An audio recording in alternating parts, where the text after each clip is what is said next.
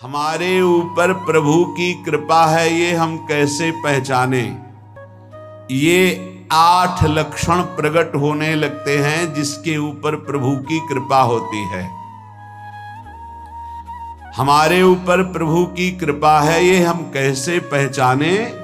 तो ये 8 लक्षण प्रकट होने लगते हैं जिस पर हरिजू की प्रियाजू की कृपा है।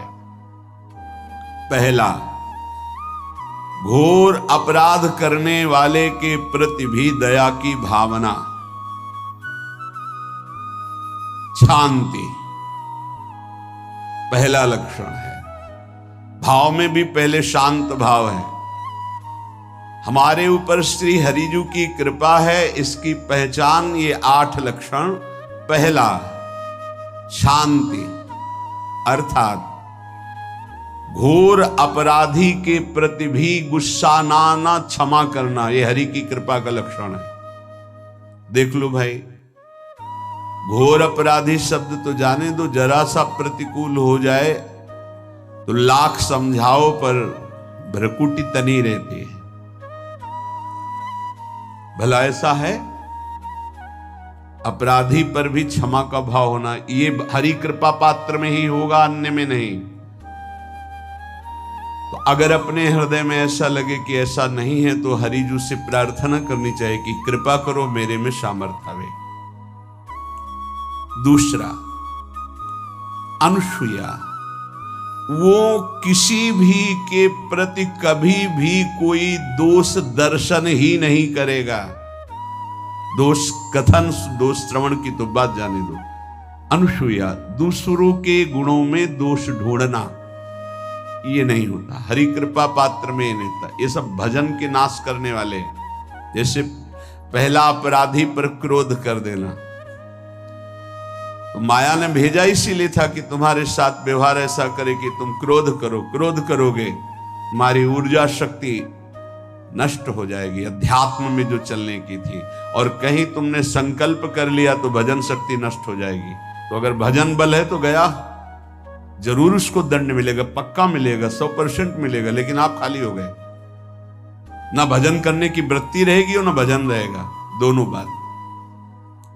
अनुसूया, किसी के सद्गुणों में दोष देखना, गुणों में दोष ढूंढना, ये हरि कृपा पात्र में नहीं होता। ये बहुत मंगलमयी बातें हैं जिससे हमारा भजन मार्ग पुष्ट होता है।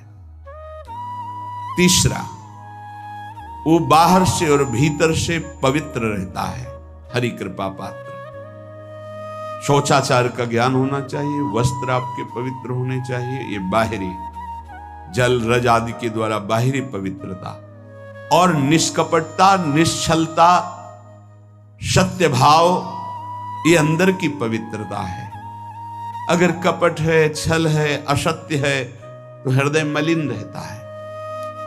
भीतर और बाहर से पवित्र रहना, इसमें खास बात क्या है? भीतर और बाहर से पवित्र रहने में, भीतर और बाहर से सदैव पवित्र कौन रह सकता है? तो बोले, जो पुंडरीकाक्ष भगवान श्री हरि का प्रियाजू का स्मरण करता रहता है, वो शवायाभ्यंतर शुचि, वो बाह्य और अभ्यंतर दोनों से पावन रहता है। तीसरी जो कृपा का लक्षण है, अर्थात वो सदैव भगवत चिंतन परायण, शौचाचार का पालन करने वाला, बाहर और भीतर से हरि कृपा पात्र पवित्र रहता है। चौथा, ऐसे कार्यों का अनुष्ठान न करे जिनमें हमारा भजन छूटता है, जिनमें सत्य छूटता है, जिनमें भगवत भाव छूटता है। जैसे आपके ऊपर कृपा हुई, आप भगवत मार्ग में चल रहे हैं, अब आप ऐसे संसारिक कार्यों का अनुष्ठान कर रहे हैं जिनमें आपकी चित्तवृत्ति बिल्कुल भगवत विमुख हो रही, तो जीवन का लाभ क्या होगा? लाभ तो है भगवत स्मरण सहित। कल एक ने प्रश्न किया कि मैं खाता तो नहीं हूं, लेकिन मांस के दुकान में मांस बेचता हूं, होटल आदि, क्या उचित है? ये उचित कैसे हो सकता है? तुम और भी तो व्यापार कर सकते हो। जरूरी है धर्म का पालन करने की इच्छा करते हो, धर्माचरण करते हो, ऐसा नहीं। तो विरत बहु कर्मा, उन कर्मों से हमें विरत रहना है जो हमारे धर्म के विरुद्ध है, जो भजन के विरुद्ध है। हरि कृपा पात्र ऐसे कर्मों का अनुष्ठान कर ही नहीं सकता। अपने भजन का फल देखना भगवत कृपा पात्र के सबको प्रदान कर देना। हिम्मत है? अपने भजन, इतनी मेहनत से किया हुआ भजन, भजन होने के बाद हे प्रभु इस भजन का फल हो, सर्वे भवन्तु सुखिना सर्वे सन्तु निरामयः। यहां तो कहते महाराज एक माला रोज आपके लिए करता हूं कि आपकी बीमारी ठीक रहे, तो शेष किसके लिए करते हो प्रभु? शेष क्या? अगर इष्ट और गुरु के लिए तुम्हारा है कि एक माला करते तो फिर इतनी माला करते तो हमें क्या होगा? सब आपको दे देंगे तो हमें क्या होगा? तभी भजन का रहस्य नहीं जाना। छठवां,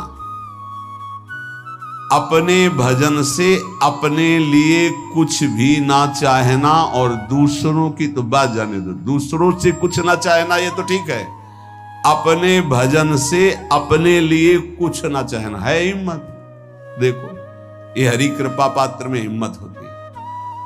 अपना भजन अपने प्रयोग में ना लाना, इसका भी आंतरिक रहस्य है। अपने प्रयोग में आप शरीर को लेकर के बोलेंगे, अगर स्वरूप को लेकर तो प्रयोग की कोई वहां जरूरत ही नहीं, स्वरूप पूर्ण काम है, वहां कोई अभाव नहीं। जब आप कोई भाव अपने लिए करेंगे तो देह भाव होगा, देह भाव से किसी विषय की मांग होगी। विषय पूर्ति भजन का फल नहीं होता, भजन का फल होता विषय निवृत्ति। बहुत जोर की बात है, कैसे समझ में? अपने भजन का भी फल अपने लिए नहीं, दूसरों से कुछ चाह रखना तो बात ही जाने दो, भजन से भी कोई अन्य सुख की चाह नहीं हुई। क्या चाहिए? भजन ही बनता रहे, भजन का फल भजन बनता रहे, खूब निरंतर जप करते रहे। सातवां, किसी भी मान सम्मान कीर्ति पद प्रतिष्ठा के मिलने पर हृदय का असंतुष्ट हो जाना, यह हरि कृपा पात्र का लक्षण होता है।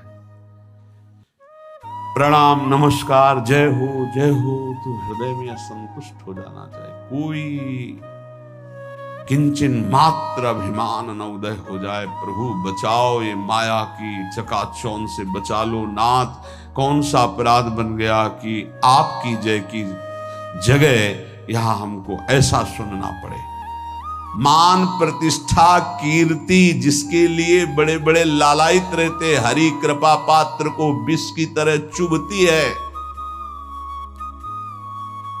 और आठवां, किसी भी प्राणी समुदाय से संबंध ना रखते हुए सब पर दया की भावना, सब पर कृपा की भावना, सब पर करुणा मैत्री, पर किसी से ममता नहीं। ये सूत्र बहुत व्यवहार में प्रयोग करने योग्य है। सबसे करुणा और मैत्री, पर किसी से ममता नहीं। करुणा तो करी भरत जी ने, मैत्री भी की मृग से, पर ममता रहित नहीं रहे। ममता कर ली तो अगला जन्म हिरण का हो गया। ममता नहीं रखी, निर्ममो निरहंकारा। करुणा मैत्री तो करनी है, जैसे इसमें आदेश है, गीता में जी आदेश है, अद्वेष्टा सर्वभूतानां मैत्रः करुणैव च, पर निर्ममो निरहंकारा, ये साधक की चतुरता है। प्राणी मात्र पर दया कृपा करुणा मैत्री, पर ममता नहीं। ममता किसी से, और यहां करुणा मैत्री ये तो गायब हो गई, केवल ममता रह गई है। अपने शरीर से ममता, शरीर संबंधियों से ममता, विषय भोगों से ममता, यही जहर है। संबंध में ये ममता ही जहर है, विचारों में अहंकार जहर है, कर्मों में ये आसक्ति जहर है। इसी जहर को मिटा दे तो जीवन मुक्त महापुरुष कर्म करते हुए, विषय सेवन करते हुए, वार्ता करते हुए, विचार करते हुए, बिल्कुल जहर रहित उसका जीवन हो गया। तो ये 8 बातें हरि कृपा पात्र में होती हैं।